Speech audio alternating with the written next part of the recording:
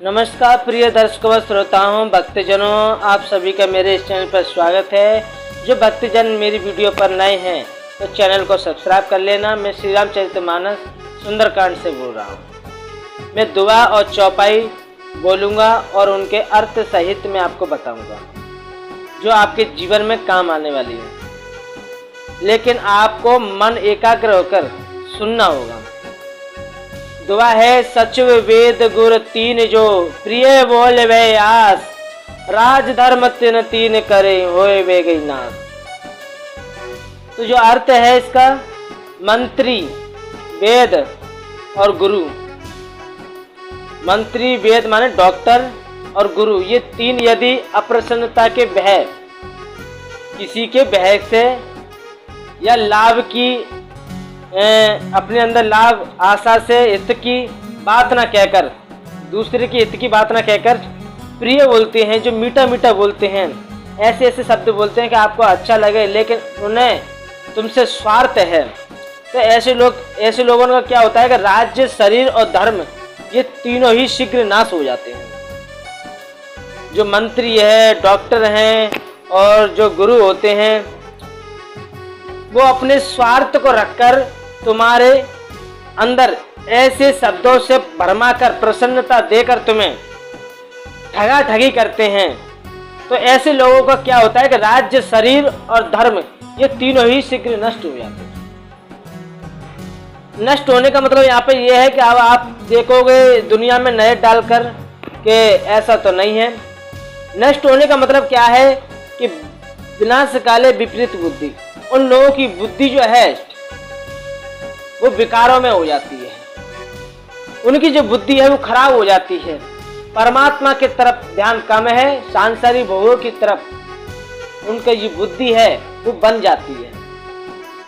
फिर उनकी बुद्धि उन्हें नरक की ओर ले जाती है। यहाँ पर ये बात है, इसे समझ के चलना है। और जो दुआ वो चौपाई है, 14 भुवन एक पति होई, भूत द्रोह तिष्ठे नहीं सोई, गुण सागर नागर नर जोहू, अल्प लोभ बल कहे न कोहू। तो इसका अर्थ है, बड़ा सुंदर अर्थ है, 14 भुवन एक पति हुई, 14 भुवनों का एक ही स्वामी हो। अब 14 भुवन आप क्या समझते हैं? बड़े विचारने योग्य है बात। 14 भुवन का मतलब यह है, ये शरीर जो है इसमें 14 भुवनों का एक ही स्वामी है। 14 भुवन क्या है? 5 ज्ञानेंद्रियां, 5 कर्मेंद्रियां और मन, बुद्धि, चित्त, अहंकार, ये 14 भुवनों का एक ही स्वामी हो। वह भी जीवों से वैर करके ठहर नहीं सकता। अब यहाँ पर यह बात आई कि जीवों से वैर करके ठहर नहीं सकता और नष्ट हो जाता है। जो मनुष्य गुणों का समुद्र और चतुर है, और यहाँ पे बात बड़ी सोचनी है, विचारनी है, आप थोड़ा ना समझ के चलना। मनुष्य गुणों का समुद्र है, यानी कि उसके अंदर सबसे ज्यादा गुण ही गुण हैं और चतुर है। उसे थोड़ा भी अगर लोभ है तो भी कोई भला नहीं कह सकता। यानी कि उसके अंदर जो 14 प्रकार के जो भुवनेश्वर एक ही स्वामी हो, वह भी जीवों से बैर करके ठहर नहीं सकता, नष्ट हो जाता है। यानी कि यहाँ पर यह बात सिद्ध होती है कि जो विषय हैं, जो विकार हैं, यहाँ पे मैं थोड़ा ना आपको समझा रहा हूँ, थोड़ा समझ के चलना है। यानी कि जैसे काम, क्रोध, लोभ, मोह है, जो इंद्रियां हैं,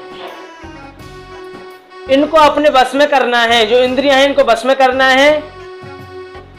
और इनसे कहने का मतलब यह है कि अगर ये तुम्हारे बस में है, मन, बुद्धि, चित्त, अहंकार और 10 इंद्रियां ये तुम्हारे बस में हैं, तो किसी भी प्रकार का तुम्हारे अंदर विकार नहीं होना चाहिए।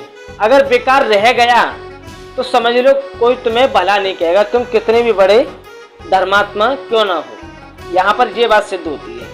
इसीलिए परमात्मा के भजन में, परमात्मा की भक्ति में अगर आप हो तो आपके अंदर लोभ, काम, क्रोध ये चीजें खत्म कर देनी चाहिए। यानी कि आपके अंदर 100 अच्छाइयाँ हैं, अगर एक बुराइयाँ है तो वो एक बुराइयाँ आपके करे हुए दरे पे सब पे पानी फेर देगी। इसीलिए सब चीज़ों का त्याग करते जाओ, जो गलत चीज़ हमारे अंदर है उनका त्याग होना चाहिए। ठीक है। काम क्रोध मद लोभ सब नाथ नरक के पंथ, सब परिहरि रघुवीर ही भजई भजई जय संत। ये दुआ है, इसका अर्थ है नाथ काम क्रोध और मद और लोभ ये सब नरक के रास्ते हैं। अब जिस व्यक्ति के अंदर काम है, कितना भी ज्ञानी क्यों ना हो, अगर काम है तो समझ लो उसके करे धरे पर सब पे पानी फिर गया। अगर काम नहीं है, क्रोध है उसके अंदर, कितना भी ज्ञानी क्यों ना हो, सब पे करे धरे पर सब पे पानी फिर गया। मद है उसके अंदर, अहंकार है, तो भी सब पे करे धरे पर सब पे पानी फिर गया। लोभ है उसके अंदर, यानी कि इन 4-5 चीजों में से अगर एक भी चीज उसके पास है और वो बड़ा ही ज्ञानी है, बड़ा ही प्रवक्ता है, बड़ा ही सब कुछ ज्ञान देने वाला है, तो वो तो एक तरह का ये समझ लो कि सामने वाला व्यक्ति क्या कहेगा कि इसके अंदर इसके कर्मों में ये चीज है नहीं है जो दूसरों को कर्म करने के लिए बताता है, ये ज्ञान देता है, दूसरों को ज्ञान देता है। तो मैं ये बात सब पे लागू होती है। जो प्रवक्ता होते हैं, जो बड़े बड़े ज्ञानी होते हैं अपने आप में, तो उनसे मेरा ये कहना है, जैसे मैं हूँ, मैं भी प्रवचन आपको देता हूँ, तो मैं खुद में तो अपने आप में इतना बलवान नहीं हूँ, लेकिन बलवान का मतलब यह है कि मैंने अभी इंद्रियों पर विजय प्राप्त नहीं की। जिसने इंद्रियों पर विजय प्राप्त कर ली, 14 भुवनों की बात हुई है। 14 भुवन क्या, 14 इंद्रियां ही तो हुई है। जिसने अपनी इंद्रियों पर विजय प्राप्त नहीं की, जितेंद्रिय नहीं है, तब तक वो कितना भी ज्ञानवान बना रहे, लेकिन वो ज्ञानी नहीं हो सकता। उसके करे धरे पर सब पे पानी फिर जाएगा। तो इसीलिए ये सब नरक के रास्ते हैं। इन चीज़ों का हमें धीरे धीरे अपने अंदर से त्याग करना चाहिए और श्री रामचंद्र जी को भजिए, यानी कि जो उनके गुण हैं, राम नाम जो गुण हैं, उन्हें उनका गान कीजिए और उनका नाम लीजिए, स्मरण कीजिए, उस राम नाम को जानिए, उस तत्व को पहचानिए, आखिर वो चीज क्या है, आखिर हम कौन है, कहाँ से आए हैं, हमारा उद्देश्य क्या है, मनुष्य शरीर धारण करने का जो उद्देश्य क्या है। पूर्ण तरीके से इसके बारे में जानकारी होने के बाद फिर हमें उस लक्ष्य पर ध्यान होना चाहिए, उस मार्ग पर चलना चाहिए, तभी हम इस चीज से मुक्त रह सकते हैं। तो मेरे प्यारे श्रोताओं, भक्तजनों, आप लोगों को हमारी वीडियो कैसी लगी कमेंट बॉक्स में बताइए। जय श्री राम, जय श्री राम।